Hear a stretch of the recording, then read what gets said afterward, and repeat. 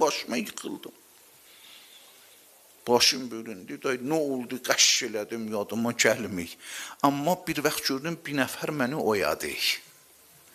Bir nəfər məni oyandı, bir ağzının tüpürcəyini çəkdi, başım yapışdı bir-birinə.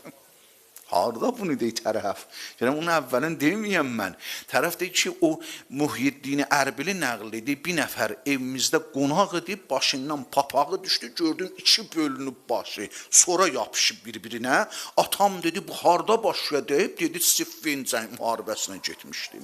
Orada deyib, ondan dedim, nə cür başladı bu cür şikayəti nəql eləməyə? Şikayəti ki, nəql elədi, dedi, o bir ağa gəldi, əlin vurdu, başım yapışdı bir-birinə. Hədisdə var, insan neçə yerdə namazını tamam qıla bilər. Müsafir namazı, bir hərəm imam səndə. Namazı orada bütöv qıla bilirsən, musafirsən. Üləma əxlaqın biri mənası, bilirsiniz mənası nədir?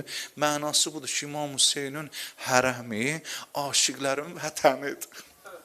Vətənimə çatıbsan. Vətənimə çatıbsan. Esselamu aleyk ya Aba Abdullah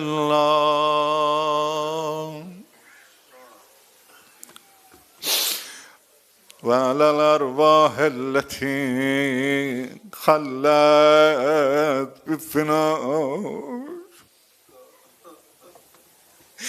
şəb-i cümə gecəsi, bu gecə cümə gecəsidir. Həm Məhərrəm ayı, həm cümə gecəsi məxsusdur Hüseyni ziyarət eləmək. Hədisdə var, bütün ənbiya gələrlər Kərbəlaya. Əba Abdillahil Hüseyni ziyarət eləmək. Ya Allah. İsa, Musa, İbrahim aleyhisselam hamısı Kərbəlaya gələrlər. Fatime-i Zəhra da gələr. Üləmalərin biri nəql eləydi, aləmi röyada gördüm, cümə gecəsidir, getmişəm Kərbəlaya.